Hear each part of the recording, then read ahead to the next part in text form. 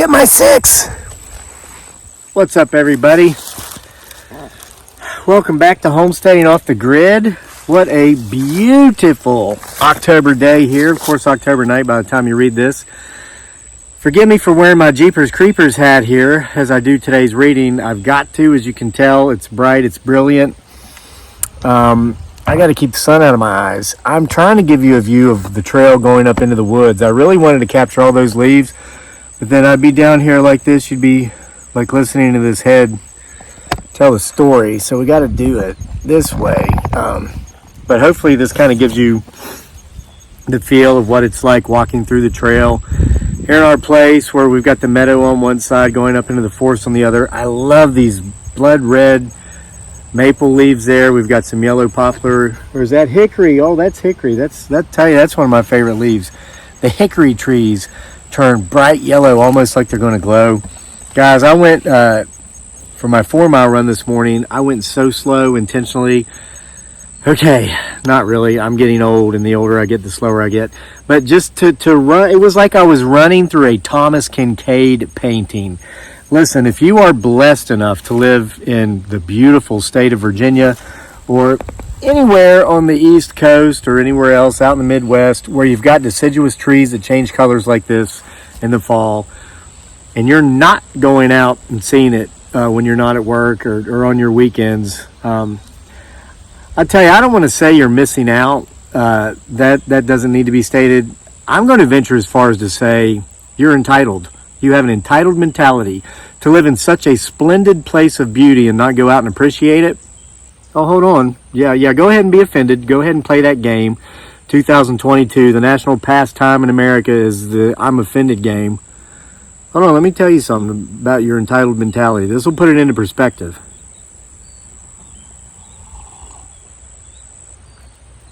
You're not alone. This past weekend, my wife and my son and myself, we drove up to the Skyline Drive. We go through there about 4 times a year, once in every season, just to see how you drive, like literally right across the top of the ridge of the Blue Ridge Mountains, and it goes all the way down into North Carolina, and I think it goes over into Tennessee the other way, heading the other direction. But we met a married couple from Germany. I mean, the Skyline Drive was packed this past weekend because this is the peak season of the fall foliage in our part of the world. We met a couple who came here from Germany and who scheduled this particular weekend to be less than half an hour away from where we live here in Virginia to see what we get to see every day for the entire month of fall. From Germany. That's how beautiful it is here. And if you live here and you don't take one afternoon on a weekend during this 6-month period where you can go out and see this stuff and just look, you're entitled. You've got an entitlement mentality, or you're pretentious. You think, why would I get excited over leaves? Ha ha, leaves should get excited over me. Ha ha ha. Whatever.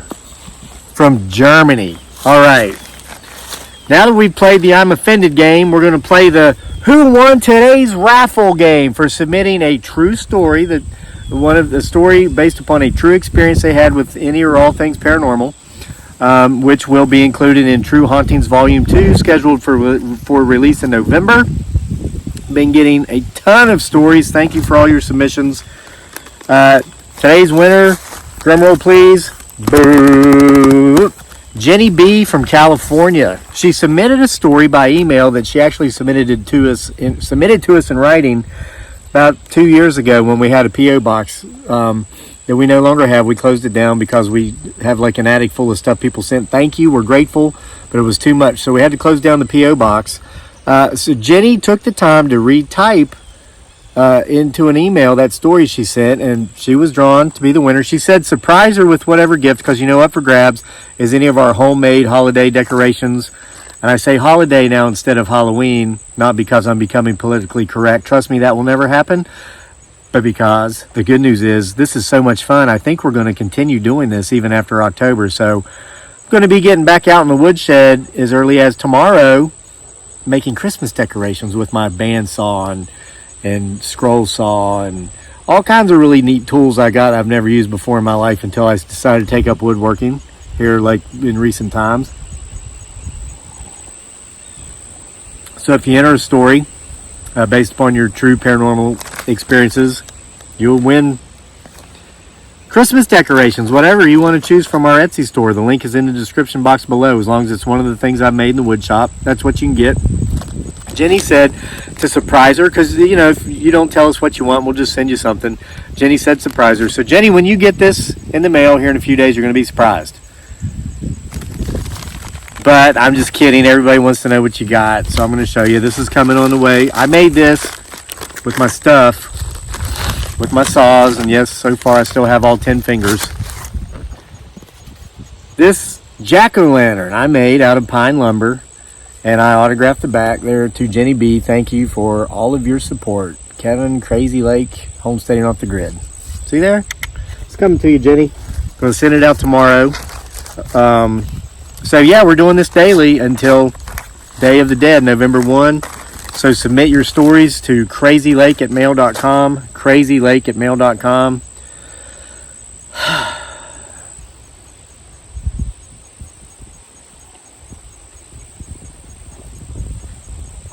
All right, now I'm going to get to the story now that I've burned up 6.5 minutes. You've heard part of this before, but it's one of the good ones. So I felt as if it needed to be put into print version. So here it is. It's kind of long, but hey, I'm long-winded. And how can you not just sit there and admire this view? Now listen, I know a lot of folks have challenges with getting out and going to look at leaves. I know, especially in this recession, a lot of people have economic challenges. They don't have the ability to just dump an extra $20 worth of gas in the tank and go out and look at leaves. I get that. I'm not talking to you. Listen, I know people where I live who are from here, who have been here their whole lives, who have never driven across the Skyline Drive. They've never gone up and visited Thomas Jefferson's house, Monticello. George Washington's house is an hour and 45 minutes away. There's a lot of things we take for granted. If you find that you're falling into that category and you can actually afford to go do these things and you have the time, go do it. You're not going to be here forever. Brah.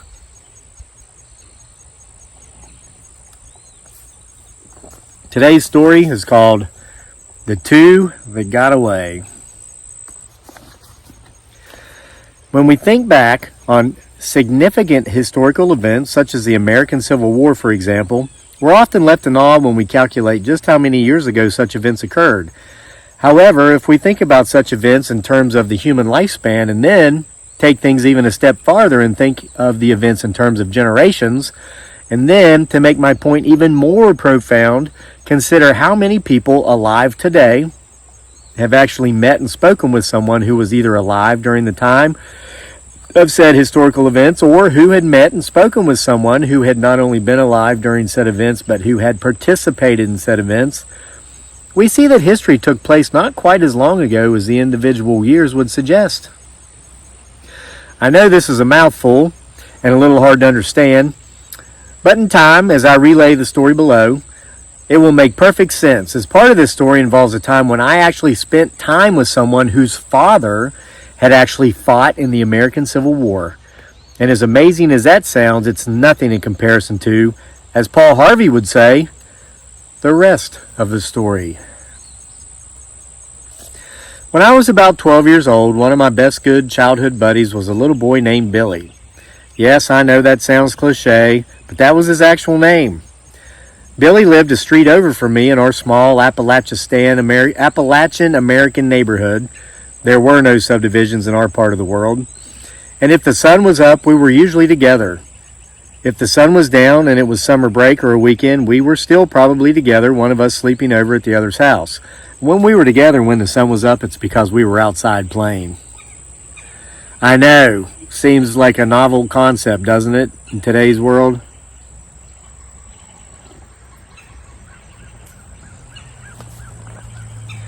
Billy's dad was named Ray, and Ray didn't care much for kids.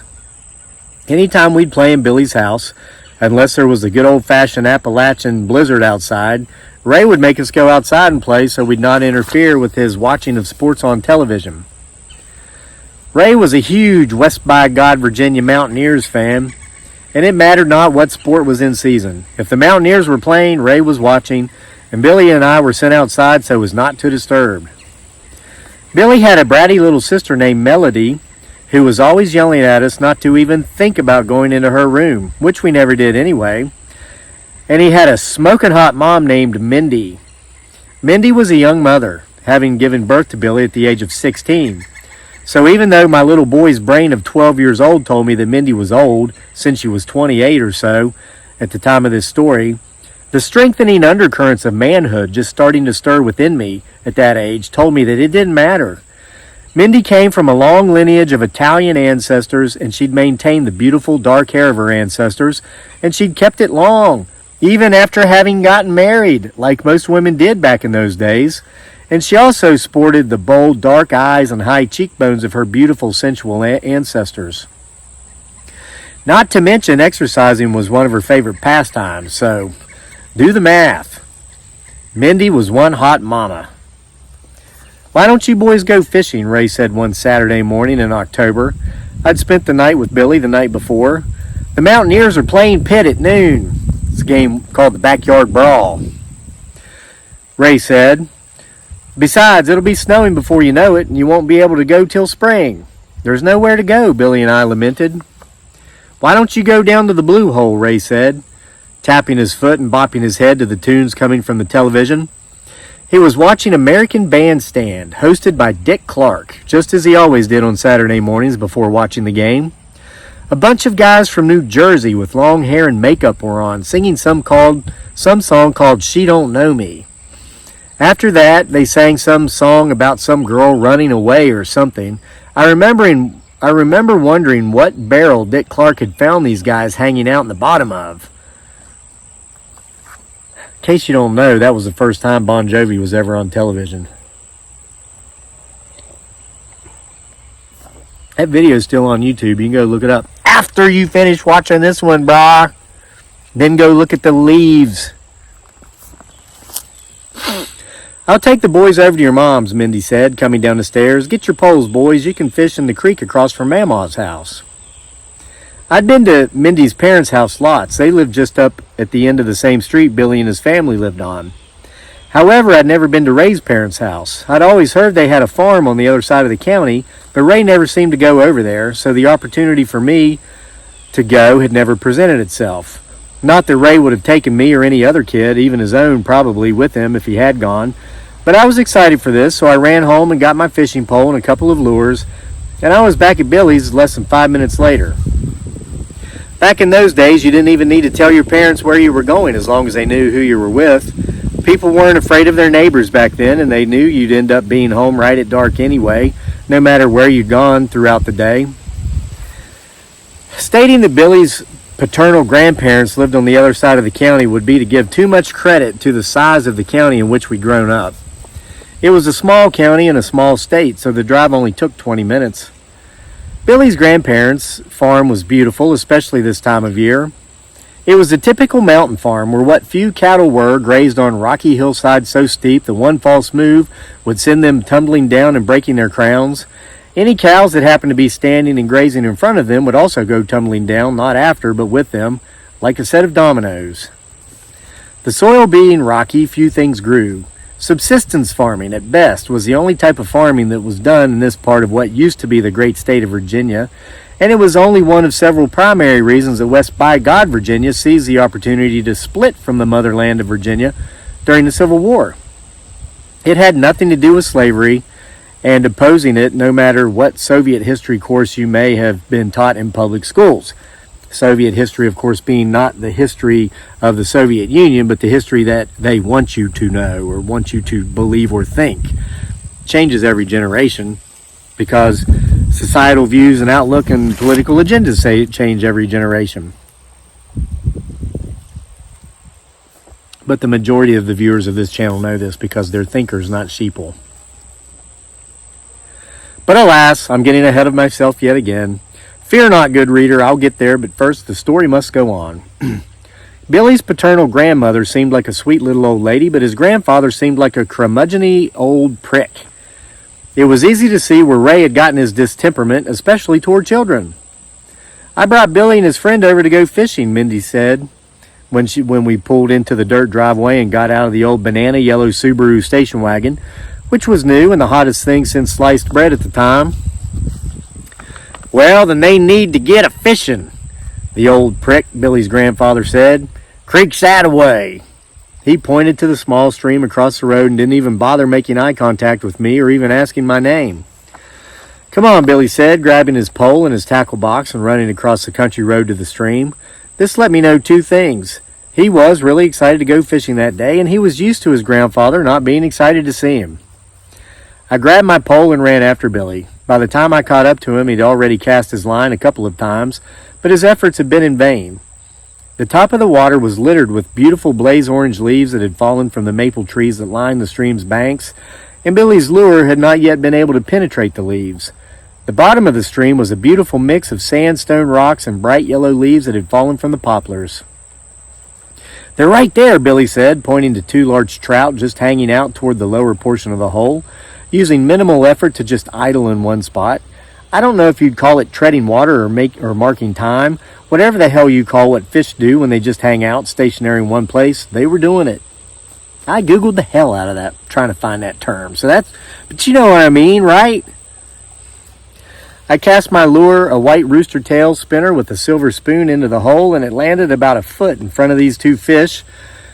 But there was a break in the leaves on top of the water. The spinner sank in the water, and I immediately began reeling, like you're supposed to, in order to make the spoon turn quickly, reflecting the sun's light and attracting the fish, and the trout raced for it.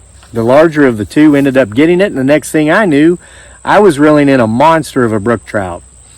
The native kind, not one that was stocked by a hatchery. I got it up to the bank, and Billy and I were so excited that we ran across the road even without having taken it off the hook. Well, looky there, Billy's grandmother said. The folks hadn't even made it into the front door of the house yet. That's how quickly I'd caught this fish. We measured it after Billy's grandfather reluctantly took it off the hook, as his wife had ordered him to do, and it was 14 inches long. That might not sound like a big fish, but in the world of native brook trout, it was a true brute. These fish, like adult size, average 6 to 8 inches. It was a monster. I reckon I'm going to have to be the one to have to clean this, Billy's grandfather said, taking the fish and heading into the house. No doubt toward the kitchen to do that, which he'd commiserated about doing. Seriously, it's one of them glass is half empty bastards that would complain about winning a car in a raffle because gas prices were so high. When I identify people like that, I stay the hell away from them. Billy and I went back across the road, and wouldn't you know it, on the next cast, only my second of the day, I hooked into the other trout. It was a little smaller, at 12 inches in length, but it was still a nice one. I got it up to the bank, but just before we could run across the road, Billy said, "Holy shit, looky there!" And he pointed toward a huge log that was in the middle of the hole. Half of it was sticking out of the water, and the other half was submerged. I looked underneath the log, about 2 feet under the water's surface, and I saw what he'd been pointing at. There were two trout hanging out underneath that log that made the two I'd already caught look small. "Holy shit," I said, mirroring Billy's statement. We ran like Olympic sprinters across the road to drop the second fish I'd caught off at the house. We were dead set on catching those monsters up underneath that log next, but alas, it was not to be. "Now that's enough fishing for one day," Billy's grandfather said. "I ain't a-cleaning trout all day. Enough. That's the end of it." We were heartbroken. I think back on those fish even now, nearly 40 years later, and I don't believe I've ever seen native brook trout that big since that day. I haven't. These would be the two that I would always go on to remember as being the two that got away, but not the two that's referenced in the title of this story. That's not what this story is about, so this is not the end. Keep reading, or in this case, listening. "Let's go down and see Great-Meemaw," Billy's grandmother said. She was referring to her mother-in-law, who actually still owned the farm, and who was still alive, and who was 101 years old at the time. Deflated as I was about not even getting to try to catch those fish, I was interested in meeting Great-Meemaw. I'd heard of great-grandparents, but I'd never known anyone who actually had any. I didn't have any, and I'd certainly never met any. We walked up the road, me, Billy, Mindy, and Billy's grandmother, to Great Meemaw's house, which was about a quarter of a mile away. When we got to her drive, I looked over and saw that we had to cross an old rickety wooden bridge that spanned the very stream we'd been fishing in. The house, an old Victorian, sat about 100 yards away at the far edge of a field. Just behind the house, the terrain became very steep, though we would see no tumbling cows coming down it and breaking their crowns that day. And above it sat an eerie house that looked like a haunted house to my 12-year-old eyes. The only thing it was missing were storm clouds and lightning above it. The fact that we were only days from Halloween made the feeling I got from viewing the house even more ominous.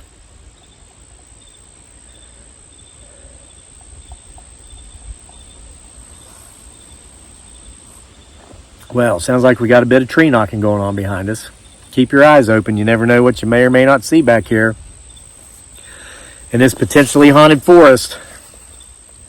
Who lives in that one? I asked, pointing at the house above Great Meemaw's house. That's the house Great Meemaw grew up in, Billy's grandmother said.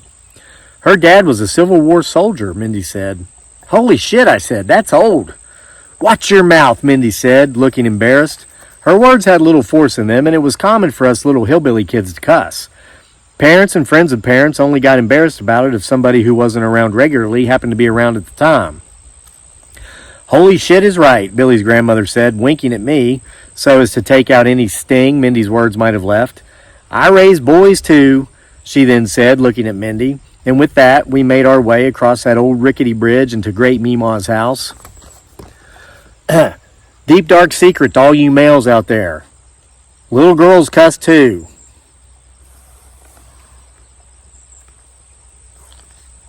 That was weird. Did you see that strange flash of light?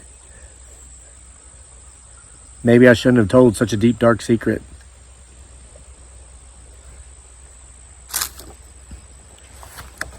I can remember to this day Great Meemaw's appearance because I do believe to this day she's the oldest person I've ever met in my life, except perhaps for an old witch doctor high atop a creepy mountain many, many, many years later in the Philippines. But I'm really getting ahead of myself now. Not to worry though, good listener in this case. We'll be getting to that story too in time. Let me tell you, we don't have many stories left, but the ones that are coming are good. And let me tell you, if you think you've recognized yourself in any of my stories, you better hope to hell you haven't, brah. You'll understand come Halloween. I remember thinking that Great Meemaw's skin looked like translucent paper. Wax paper, like the kind they used to wrap meat with down at the butcher's shop, but much thinner. Her hair looked blue, and this was many years before the goth movement would make blue hair commonplace. Though over 100 years old, Great Meemaw was still active. She got out and walked around her property daily, and she loved growing flowers. They'd been beautifully arranged all around her house on the outside, and inside the large house she had a greenhouse that took up an entire wing of the house. Great Meemaw took a much kinder liking to me than her son, Billy's grandfather, or hell, Billy's father, Ray, ever did. Don't mind the men folk in this family, Great Meemaw said. Mindy had told her about the fish I caught, and I'd mentioned how her son didn't seem to be too happy about having to clean them, and about how he'd made us stop fishing before we could catch more, namely those two monsters we'd seen up under that log. The men folk in this family have always been mean, she continued, at least starting with my daddy. Was he really in the Civil War, I asked. Sure was, she said. I'm one of the last living children of an actual Confederate soldier. Wait a minute, I said. I thought West Bygod, Virginia fought on the side of the North because we didn't believe in slavery. And we wanted to end the institution of slavery, and we did, and that's why we split from Virginia. Guys, pay attention here. You're going to learn some real history they just don't teach in the schools. At least they didn't teach it when I was there growing up in Appalachian.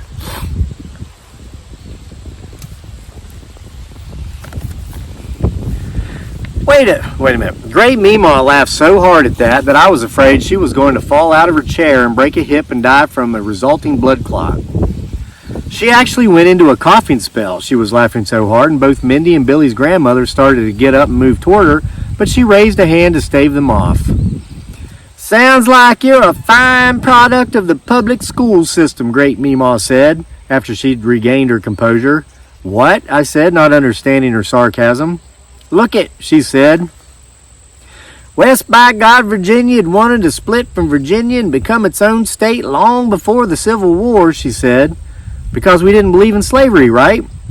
Slavery didn't have a damn thing to do with it, she said. Meemaw, Mindy said. Language. Now, you just hush up, Mindy, Great Meemaw said. I raise boys. Anyway, she said, continuing her history lesson, we didn't have plantations in this part of what was then Virginia because the land wasn't right for 'em. The hills were too steep and the soil was too rocky. As such, we didn't have no slaves. Hell, there weren't no rich folk living over here, so there weren't even any house slaves. The reason we wanted to split from Virginia was because it took a full 6 months to get from places like Parkersburg or Morgantown up north to the capital in Richmond. The roads were just trails mostly blazed out by now long-gone buffalo herds, and the terrain was damn near unsurpassable. And then you always had to worry about the elements and the marauders. Point being, this whole part of the state was overlooked when it came to legislation.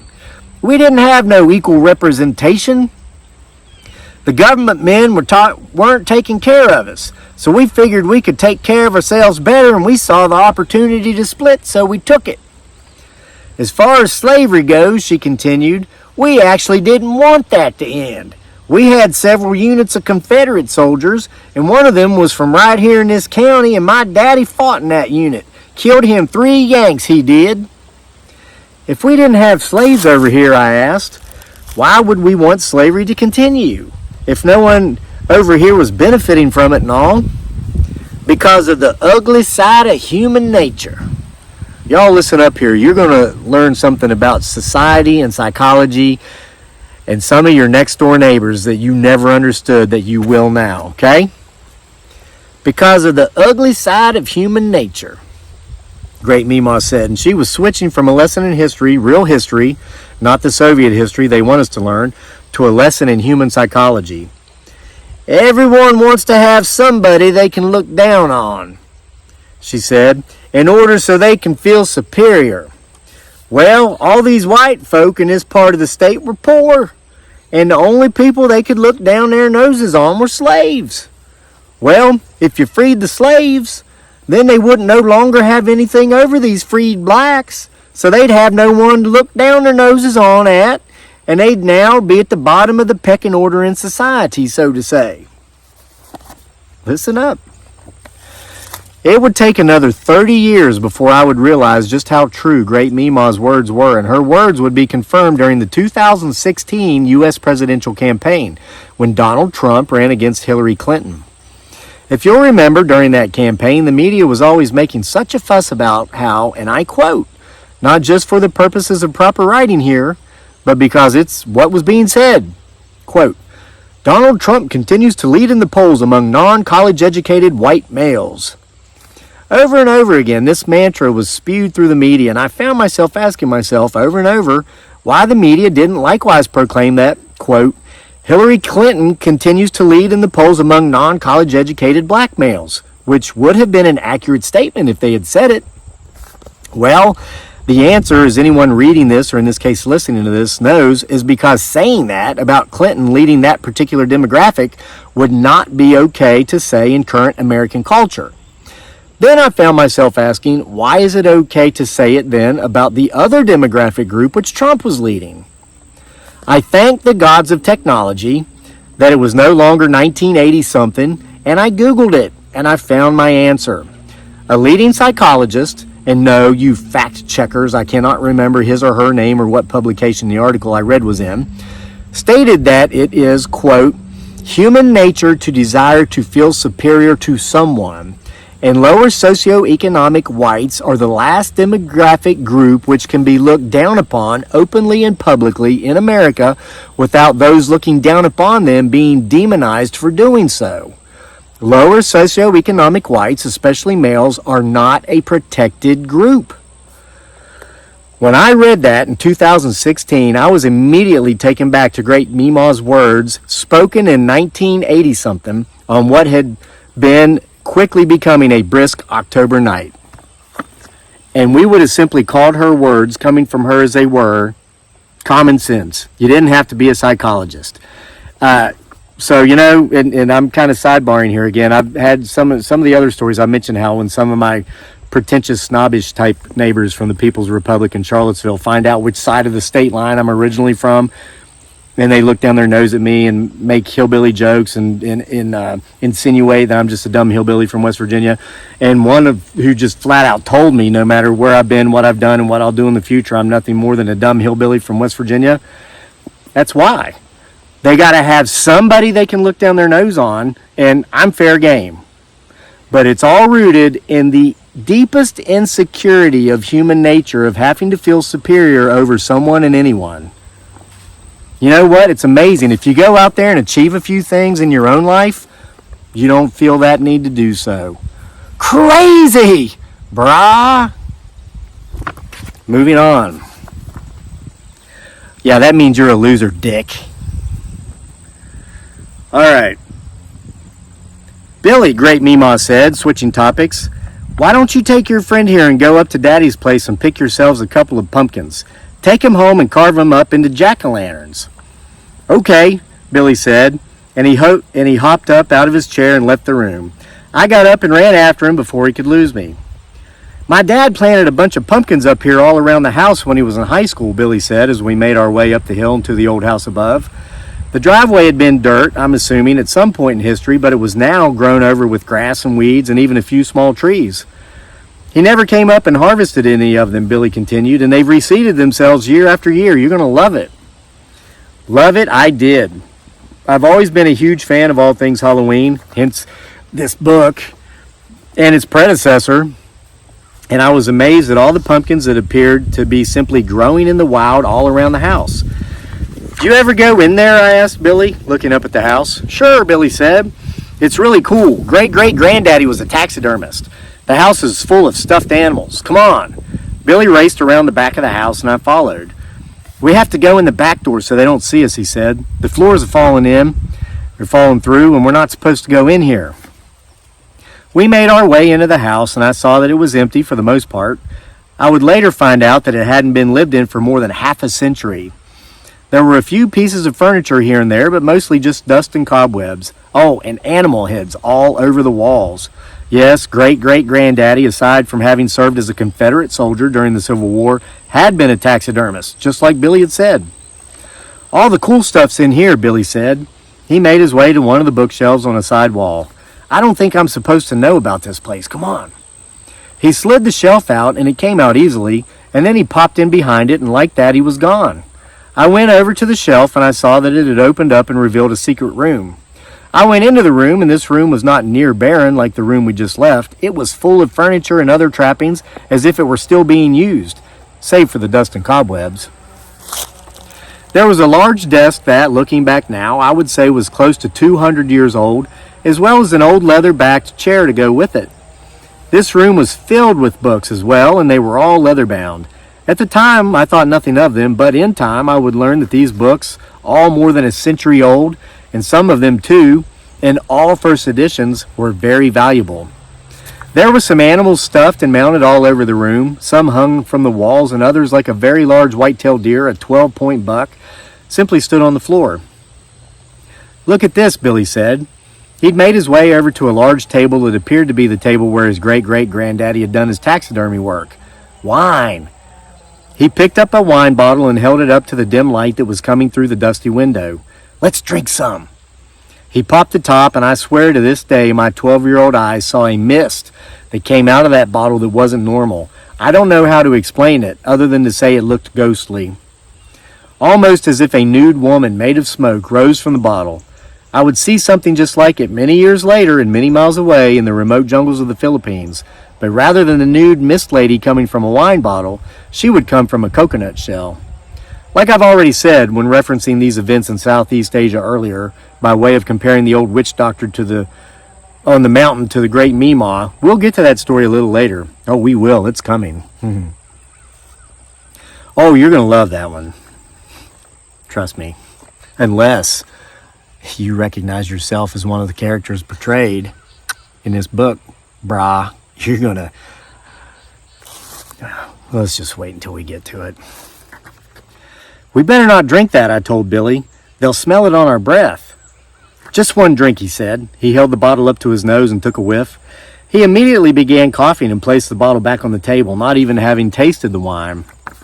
I walked over, picked up the bottle, and held it to my nose. I'd smelled wine before. Billy and I both had been altar boys at our town's Catholic church for years, and we were used to smelling the wine when we prepared it for the priest for Mass. This did not smell like any wine I'd ever smelled before. I'll give you a rooster tail if you take a sip, he said. I still have a new one I haven't opened yet. Rooster tails, those were the little lures we were fishing with, were a pretty worthy form of currency for 12-year-old boys who loved to trout fish.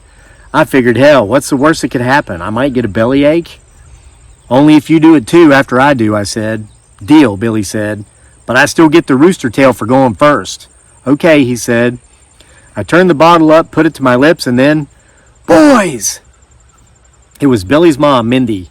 She'd come up the hill to get us to go back to her in-laws' house because it was getting dark. Billy, you know you're not supposed to be in this old house. I put the bottle down, having taken a drink, or not having taken a drink, and we ran out of the secret room just as Mindy was walking into the living room. We went back down to the house below and joined Billy's grandmother, and then we all walked down to her house after bidding Great Meemaw farewell. A few years after this, Billy's parents would end up getting divorced. I never knew the reason, and it was none of my business. Besides, they were baby boomers, and that's just what that generation seemed to do in the 1980s and 90s, get divorced. Billy and his sister would move with their mother to the other side of the county. We stayed in touch, and later, while in high school, I would still go spend the night with Billy. Boy, do I remember those times. His mother, still young, was still hot, and I was well into my Randy years by then. And his little sister, the naggy little thing she'd been, had turned out to be quite the looker as well. She was a year younger than Billy and me, and when I would stay with him during those high school years, it was Billy telling me to stay out of his sister's room, not his sister. Sadly, years later, Mindy would develop breast cancer. It quickly spread to her brain, and she would not last long. Billy's sister would end up becoming somewhat of a religious fanatic and marry a preacher. After fathering 3 children with her, he would end up leaving her for one of his parishioners. I never really knew what had become of Billy's father, Ray, because frankly, I never really liked him any more than he ever liked me, and I never cared to ask. Billy and I would lose touch for more than a decade, somewhere in our 30s, but fortunately, after that decade had passed, we would reconnect. Billy had served in the Navy, where he'd picked up skills in telecommunications. He is now a telecom engineer doing quite well for himself. He's married to a beautiful woman, both on the outside and the inside, and ironically, they have a healthy, happy son who is my son's age. Just last summer, as of this writing, or as of this reading, 2 summers ago, I guess, Billy and his family came to visit my family and me at our Virginia homestead. It was a meeting long overdue. After talking for hours and catching up and having a wonderful dinner, mostly Filipino foods, prepared, of course, by my Filipino wife, we broke out the fishing poles, and my son and Billy's son fished in our pond. On his first cast, Billy's son caught a huge catfish. It was nearly 3 feet long. We'd stocked the pond with several channel and blue cats we'd caught in the local rivers our first summer here 5 years prior, but they'd all been about 6 to 8 inches in length. They would not have had enough time to grow that much. Obviously, there had already been catfish in our pond and we'd never known about. We got the huge fish off the hook and we released it back into the pond, and before it had time to swim off, Billy's son had already hooked into another monster cat, almost as big as the first one he caught. History was repeating itself, just with a different type of fish in a different state and by way of the opposite boy's offspring, but close enough to bring back memories. The boys tired of fishing quickly and ran off to do other things. I bet you there's 2 bigger than that up underneath that log over there, I said to Billy, pointing to a tree that had fallen into the pond the week before that I had not yet taken the time to pull out of the pond. I didn't really think there were 2 larger catfish under the log, and Billy knew exactly what I was getting at. We both smiled and reflected, and I know that I, at least, was trying to figure out in my mind where in the hell the last 35 years have gone. And I know there's some of you reading this laughing right now, trying to figure out where the hell the last 50 or 60 or even 70 years have gone. Is that old house still standing? I asked Billy. The one with the secret room with all the old books and that bottle of wine we almost drank? No, he said. As you know, that whole area has gone to shit. The house had been robbed repeatedly, just like my great Meemaw's. She was dead before all the vandalism started happening, though. But the old house burned down. Some local hicks had actually built a meth lab in it, and it burned down while they were cooking meth. 4 people died in the fire. Really? I said. That's creepy because that house gave me some pretty wicked vibes, like it was haunted. I think it was, Billy said. Remember that wine we almost drank? Yeah, I said. It wasn't wine after all, Billy said. What was it? It was poison, Billy said. He went on to explain that it had obviously been poison that his great-granddaddy, that was a very, very distinct tree knock. I hope you're getting my 6. He went on to explain that it had obviously been poison that his great-great-granddaddy used on animals in order to kill them and then stuff them so as not to damage their hides as he would if he were to shoot them and kill them. Just like Norman Bates with birds in the movie Psycho. Someone went in and stole a bunch of those leather-bound antique books, Billy said, about 10 years before the meth lab fire. I guess they found the bottle and thought it was wine like we did. They found the thief outside in the yard, dead, with 2 pillowcases filled with books. There was actually a first edition Mark Twain in there, Huckleberry Finn, I think, worth more than 10 grand. Holy shit, I said. And there were no mothers, grandmothers, or great-grandmothers there to tell me to watch my language. They wouldn't have anyway if they'd raised boys. I know, right? Billy said. That's a lot of money. Too bad we didn't know it at the time. That's not what I'm talking about, I said. We almost drank from that wine bottle. Holy shit, Billy said, now remembering himself. You see, dear reader, or in this case, dear listener, it's not the 2 giant brook trout up underneath that log in the fishing hole across from Billy's grandparents' house that were the 2 that got away.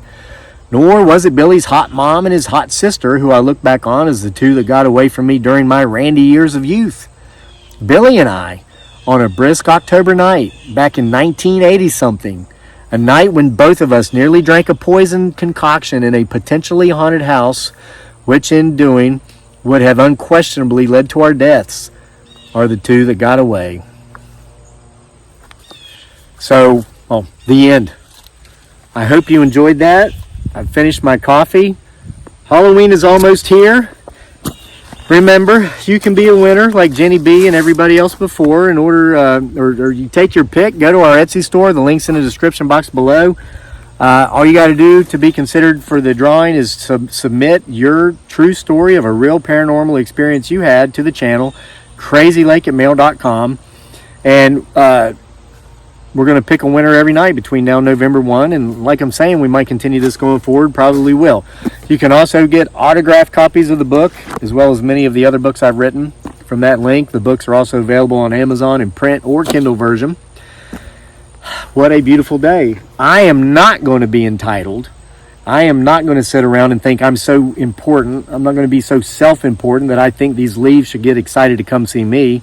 I'm going to take my little chair and I'm going to go sit up there inside the edge of the woods and just stare at these beautiful leaves for the rest of the day, because in another month they won't be here. I hope you're going out and doing the same thing. See you for more next time.